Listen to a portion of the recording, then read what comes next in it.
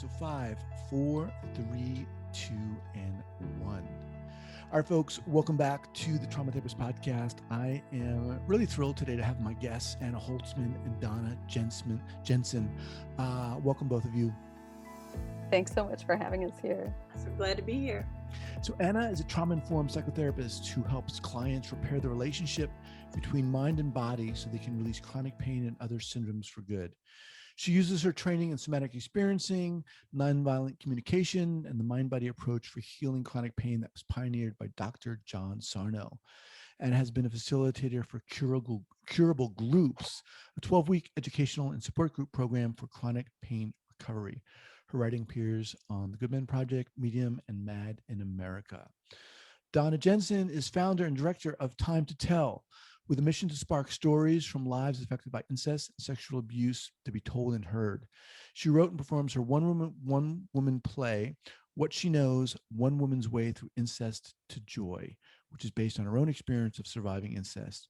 She leads writing and mindfulness workshops for survivors interested in finding their voice and using it. And she's performed her play and led workshops at correctional facilities, colleges, police departments, conferences for mental health professionals, and sexual assault advocates. All right. So again, thanks again for being here. Let's start off just briefly. Let our listeners know where you're from originally and where you're calling from currently. Anna, why don't we start with you? Sure. I am originally from Manhattan, New York, and I currently live in Queens, New York, which is where I'm calling from. That's me. I was born in Manhattan and lived a long time in Queens. How cool is that? That's very cool. I don't hear Awesome. that very often. Very cool. All right, Donna, how about you? Well, I was born in North Dakota and then raised in Wisconsin, lived 25 years in Brooklyn, New York, and now reside in Western Massachusetts. All right. All right. So cool. Very cool. So look, doing this podcast, we're talking about obviously heavy stuff, but I mean, incest is probably right up there on the top of the list as far as I'm concerned. It's one of those subjects that a lot of people don't want to talk about. I feel it's very challenging to talk about. And hearing about what you both are doing is, I think, phenomenal and inspiring. How did this come about? How did you two meet? How should I get started, Donna, and then you'll continue it? So I wrote a very, very long essay that I published online about something called the false memory movement, which was essentially a propaganda campaign designed to silence incest survivors. This came about in the 1990s. And I researched this extensively, wrote this big piece and put it online. And I sent it to a woman whose online videos really spoke to me. And I sent it to her, and she wound up sending it to Donna. And maybe you can say what happened next. So I get this article from my friend Rathia Lee, and I'm just blown away. This woman can write like crazy. I want to talk to her. I want to know her. Nobody has written about the false memory syndrome movement and the awful things it's done in the way that Anna did. And so I reached out to her. I said, hey, and we started talking. And How long ago was this? March of 2020. Oh, so recently. Right at the beginning of the pandemic, when we were stuck at home and we were all learning how to use Zoom. Right. We had a lot of time. We had a bit of extra time, let's say. And we just hit it off really quickly. Yeah. And we really liked what each other was doing. The work that she was doing around chronic pain, and the stuff I was doing around working with survivors. And should I keep going? And then you invited me. So Donna was telling me that she's been running these writing workshops for incest survivors for a very long time. I was so blown away and thought this was amazing. And to my utter amazement, Donna asked me if I'd be interested in co-creating a workshop with her. And I thought, gosh, this is what an amazing opportunity to work with this incredible person. And so I said, what if we combine the work I'm doing with chronic pain? Because the work that my specialty area as a psychotherapist is helping clients heal from chronic pain. And so many incest survivors have chronic pain. There's a lot of crossover there. Mhm. And so we spent the next like many, many months meeting periodically and just sort of like developing this workshop organically. We would run through it just with one another for months and months till it felt like it was right. Wow. I And want go ahead. I just want to say, in the process, also just building this wonderful collegial relationship. And I'm totally believing that so much healing comes through healthy relationships. And so it just was real natural for the two of us. But I interrupted you, Guy. No, What were no, you? no. That's perfectly fine. I wanted to hear what you had to say, and I want to talk about the workshop. But I Hmm. want to take a step back, and first Anna, and then you, Donna. Anna, you wrote that piece. Yes. First of all, talk about the genesis of that and why you wrote that. So maybe I can talk about that in conjunction with how I got into the chronic pain work. Do you think that would be appropriate? Sure. Let's do it. So okay, because they're connected. Um, so um, so I started getting chronic migraines, um, which is what eventually led me into the work that I do. And I started getting them many years before I ever became a therapist. I used to work in reality television as a video editor, completely different career. So anyway, started getting migraines back then. And I always had a sense from the very beginning of that, that the migraines were somehow connected to my own childhood sexual trauma. And specifically, the tension that I felt around not speaking about it openly for fear that if I did speak about it, it would be met with disbelief, minimization, or denial, which is very, very common when people disclose childhood sexual trauma. Um, and so eventually, I left the career in television. I decided to become a therapist. And when I decided to go to grad school, I thought, wow, I'm finally going to be in an environment where it's accepted and it's okay to talk about this kind of trauma openly. And I thought that my migraines would subside. Um, but what I experienced instead of that was that in counseling grad school, childhood sexual trauma was not talked about very much, almost at all. And when it was talked about together with the caveat that therapists should be wary of and careful to look out for quote unquote false memories of childhood sexual abuse. So this got me very curious about what was this false memory stuff, and I started to research it. And meanwhile, my experience in grad school was that I did not feel safer and more comfortable to talk about my own trauma openly in that environment, but instead felt even more constricted about it. And the migraines actually got so much worse during the grad school that I started to be afraid that I wouldn't be able to work full time once I finally finished school. And so I started to look for solutions. I eventually found this app called Curable, which is what introduced me to John Sarno's mind body methods to resolving chronic pain through emotional release, not just managing them through calming techniques. Um, and in conjunction with all that, I dove into this research about false memory because I wanted to understand this thing which caused me to doubt myself and silence myself even more. And so that's how those two things came about. Thank you for sharing that. Um, so Donna, you read this. You read the story that she wrote. Someone sent it to you. Mhm. Obviously, it ignites something in you. Talk about that.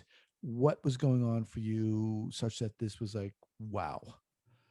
Well, like I said a little bit before, there are very few people that know really know what the false memory syndrome movement did in silencing. I mean, there was a movement that was starting of survivors in the mid to late 80s, where we were starting to find our voices and starting to connect.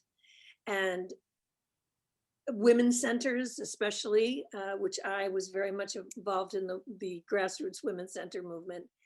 And when this false memory stuff came on, it was so forceful that it pushed everybody back into the closet, you know, afraid to go to therapists.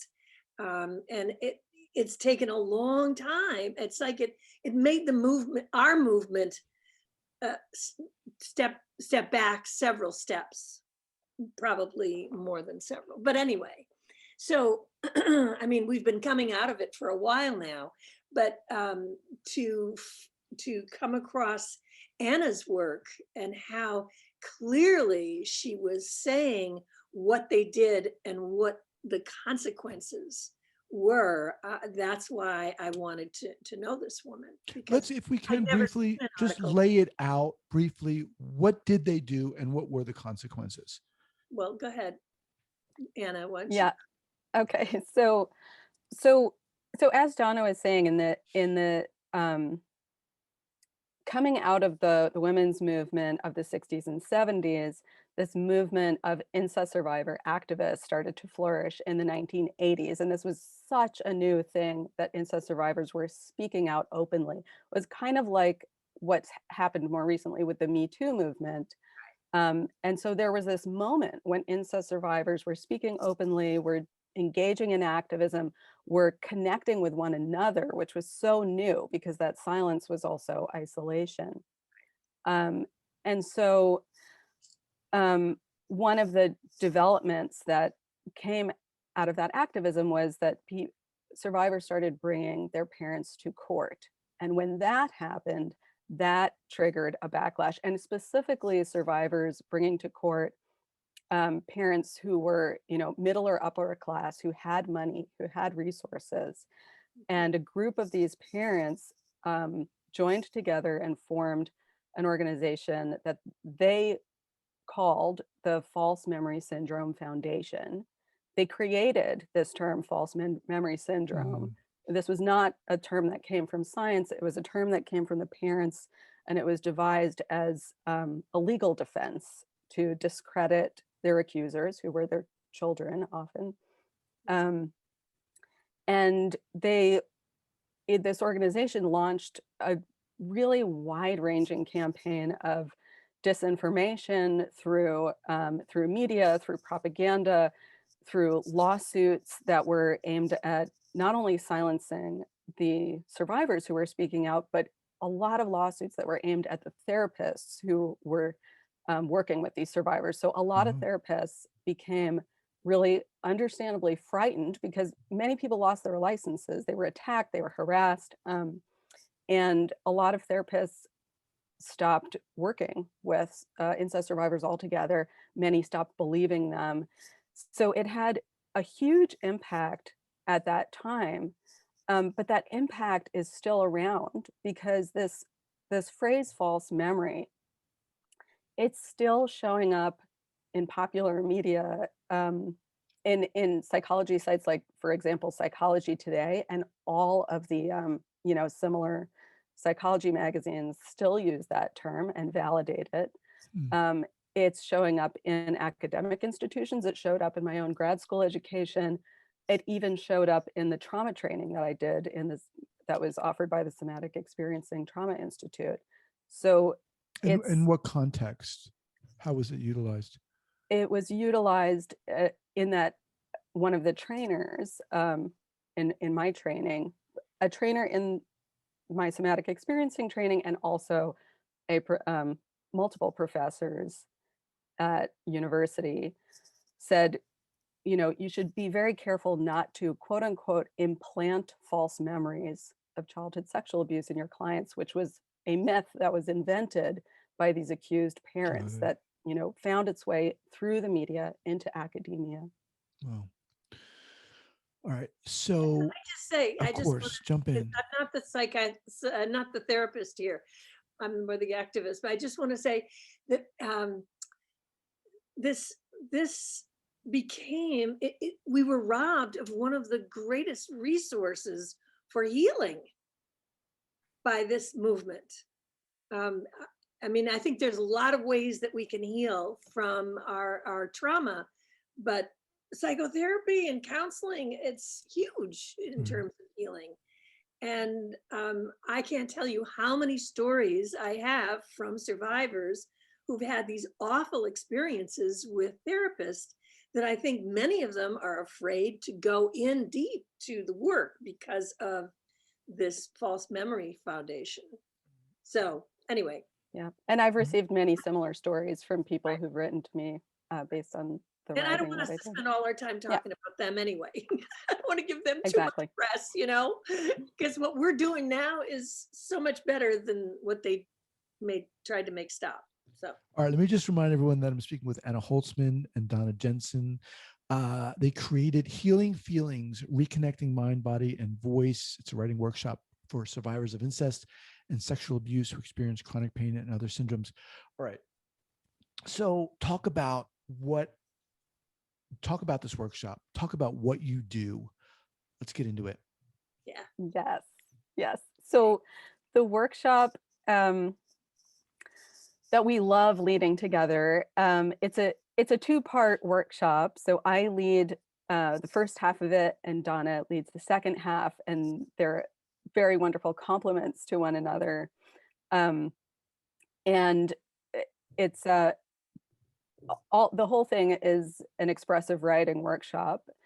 And I start by delivering a short teaching about the mind-body connection in relation to chronic pain and other syndromes. And I lead participants in a writing exercise that's essentially having them dialogue with the pain. So they're dialoguing with the pain and asking it questions like, for example, this is the prompt that we start out with. It's, dear pain, what are you feeling? What would you like me to know? And what are you protecting me from? And so we start to learn what's underneath the pain. And what I teach is that the pain is just the signal at the very top of this chain of communication that goes from pain, and underneath the pain is usually anxiety or a fear of an underlying emotion. Underneath that is an underlying emotion like anger, sadness, or fear. And underneath that is usually a very core and essential need, like the need to be seen, heard, accepted, the need to matter. And so we do that, and then I hand the baton off to Donna, and she can describe what she does. So the short version of when I tell people about us, I say, Anna's helping people give their pain a voice. And I'm helping them find their voice as a survivor. And so we shift from the teachings that Anna does into me, where what I do is I usually give some kind of a prompt. It's usually poetic, sometimes prose, but more poetry. There's some amazing poetry in the world that helps survivors identify very starkly with how they've been silenced, how they've held back, how they've been self-depreciating, you know, I can long list. And through the prompt of the poetry, they then go into a writing exercise, free writing. They can write whatever they want. We try and connect the poetry that I choose with the particular lesson plan that Anna has that session. Like the next one coming up is self-compassion. So I've been digging around all my stuff to find a good poem that goes with the self-compassion she's talking about. And then after they do their writing, and we also do a bit of mindfulness, some grounding exercise to keep them grounded. And then they read their writing to each other. And what's important is that and then we respond to the writing, but only in a positive fashion. What resonates with you from that person, what that person wrote, only. No correction, no questioning, no, oh, that reminds me of my blah, blah, blah. And so what that does, along with getting people to be validated with their writing, it builds community. Yeah. And I mean, both sessions, both pieces of the session are underlying is this idea of building community, which Anna and I are deeply convinced that that's a big healing component. I would agree. This sounds very intense, very powerful, and very powerful. Yeah. Is this an in-person workshop? How long is it? It's on Zoom, like everything is nowadays, which allows, people from all over the country to be able to participate. It's 6 participants and us as 2 facilitators, so it feels quite intimate. And it's a 2-hour session, and we meet every other week. So there's 2 weeks to, to process the learnings in between, and also to practice the journaling on their own for the participants. Donna, can you go into? Can I just add one thing? Yeah. When Anna is doing her piece and has people write with her lessons, she writes along with them. Yeah. And when I do my piece, I write along with them. And so we are also sharing within the work our own perspective or experience. Donna, can you go into a little bit about your own story and how you started doing this? Sure. I started out as a second wave feminist in 1970, and built 3 women's centers in the New York area, Brooklyn, Long Island, and the Bronx. And somewhere in that piece, I suddenly came to understand the depth of my own trauma as an incest survivor. And so I went into doing a lot of peer counseling. I didn't find a therapist till many years later. That's a whole other story. Anyway, so once I'd done about 15 years of healing around my experience of incest, I was ready to become an activist for it. And I realized that it was through the arts that I wanted to bring, open up the subject. And that's when the first thing I did was write my play. I started performing my play. It's a 1-woman show. It's a musical, by the way. I have, of course it is. Of course.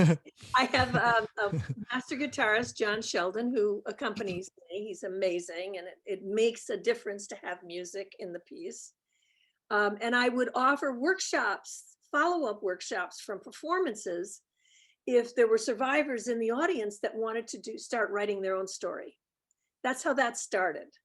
And then suddenly I realized I could be leading more ongoing workshops, which is what I ultimately did. And I'm always looking for a partnership, especially a partner that has a healing background, such as Anna.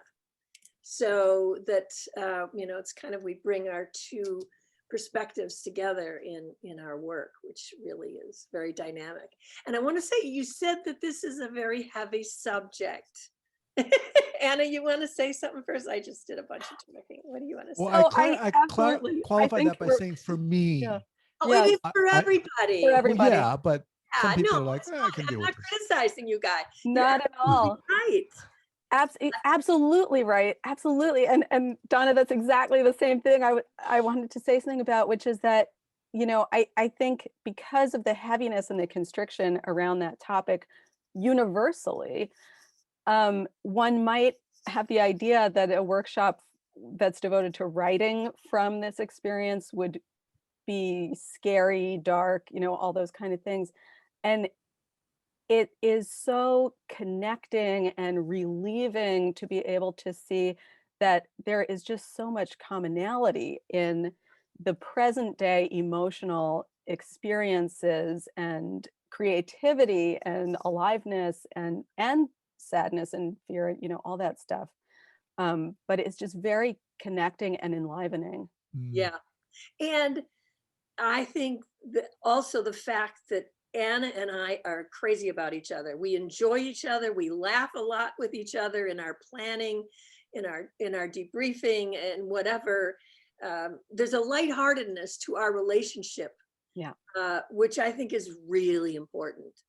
And we bring that to the work as well. I mean, not that we're going ha ha ha all afternoon, but we have there's a buoyancy to our approach intentionally. Who's the workshop for? What? Who is the workshop for? For survivors of incest and sexual abuse who experience chronic pain and other syndromes. I say other syndromes because it includes other stress-related syndromes, like things like chronic fatigue, food sensitivities, and all kinds of other stress-related syndromes too. And we take time prior to the workshop for each of us to spend some time with each person that's interested in joining. This isn't for everybody. Absolutely. I wouldn't have joined this workshop when I started my healing journey. I didn't want to know other survivors. I could barely stand hearing my own story, let alone anybody else's. So we do take care to, talk with people about do they have a support system already built that they can, lean on when they do this work with us. Because we're not doing, this is not a therapy group. It's therapeutic, but it's not a therapy group. You want to say anything else about that, Anna? I think you said it perfectly. Okay. In terms of, you talked about the false memory movement. Do you feel, both of you, that things are quote unquote getting better, that more light is being shown on incest and sexual abuse? What are your thoughts on this? I do. I mean, the fact that we are able to be doing this workshop, be talking about it on this podcast, for example, I mean, that's a humongous difference from where things were, let's say, in the 70s. I mean, there's no comparison. It's so different. And there's still a lot of work to be done. And there's still a lot of work to be done. I mean, I got an article published about the time that Anna did with Ms. Magazine on the Me Too movement. Nothing about incest and child sexual abuse in the Me Too movement. It's a very important movement, very important, but they're not going here. And that's still, we're not quite a movement yet. What are you seeing in survivors? Right. I mean, are there commonalities in the people that are coming to you for this workshop, or the stories you're hearing, or the struggles they may be having? Certainly. I mean, there are commonalities, or they wouldn't be in this group together. There's a range of ages, there's a range of backgrounds. So far, we've only worked with women survivors, and that have been the only people who've, expressed interest in the group so far. Right. I don't know if you want to say more, Donna. Yeah, no, I think that's true. And I mean, I've been running my writing workshops since 2008. And I can count on one hand the amount of men, the number of men that have come into the work. There's 2 steps behind, so to speak. And we could have a whole half hour on just that. But that wasn't what I wanted to say. Commonalities, I want to say, we share fears and trepidations we share issues around boundaries. Some survivors say they didn't even know there was a thing called boundaries. What is that? We weren't allowed, we didn't know about boundaries. And so trying to set boundaries is humongous for many of us. Many of us have a lot of issues around isolation because we were harmed in isolation. We stayed in isolation and we survived through isolation. So building relationships can be really challenging and maintaining. And it's interesting to hear, often that will be expressed by one person, that it's very scary to come into a group with others. Right. And what I think is interesting is to experience the togetherness and the sharedness of that experience of feeling scared to be together. Right. And the other thing is, we are so freaking creative. It's unbelievable. We had to be creative to survive. And when we get an opportunity to create in a really supportive environment, wow, it's unbelievable. The writing guy, you wouldn't believe the beauty of the writing that comes out of these groups. Wow. It's just astounding. I have to agree with that. And it's almost, in a way, I feel like I've almost taken for granted the fact that every single person has writing that blows my mind. Every session, every piece of writing in every session. Yep. Well, you two are amazing and really, I mean, inspiring and amazing. And the fact that you're doing what you're doing is what it's all about. What it's all about. I mean, it's what this podcast is all about. So, thank you.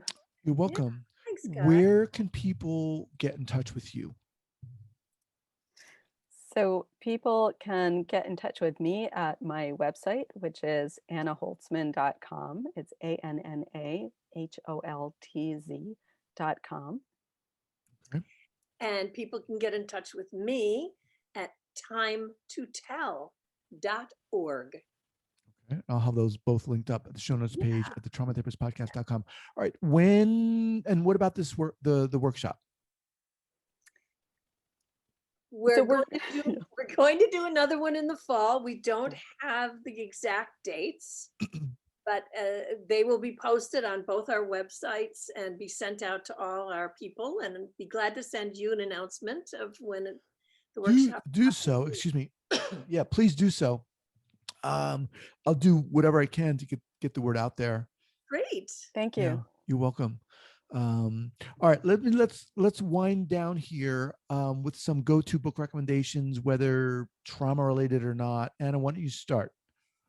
Yeah, so my top recommendation for learning about mind-body healing from chronic pain is a book called Unlearn Your Pain by Dr. Howard Schubner.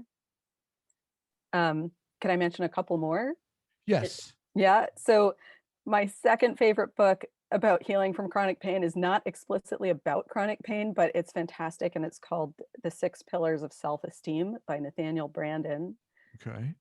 And then this is not a book, but a podcast called The Cure for Chronic Pain by a therapist named Nicole Sachs is absolutely brilliant. It's such an incredible resource.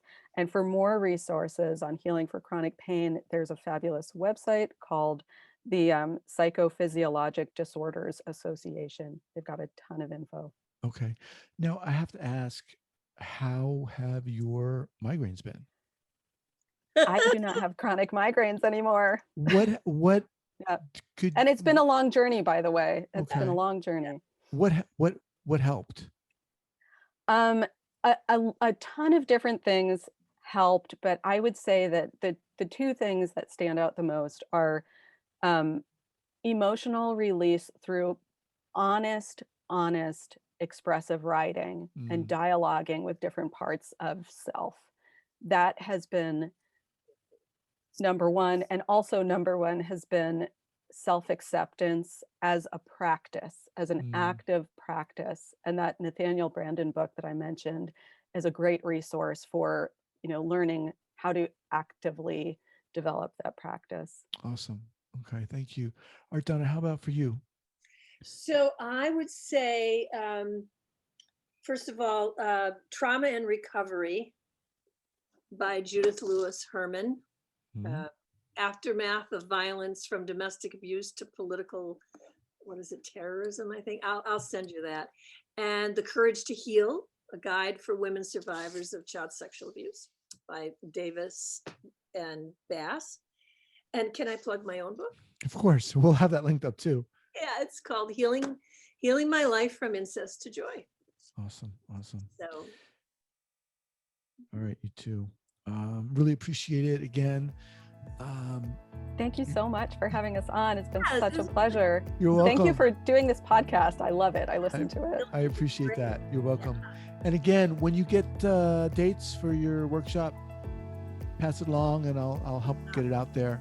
But again, thank you so much for the work you're doing. You both are on the top of my list of inspiring people. Oh, wow. my goodness. That's It's incredibly what it's about, touching. man. All right. Thank you so much. Thank you, guys. Bye-bye. Take good care. All right. Bye-bye. Bye-bye.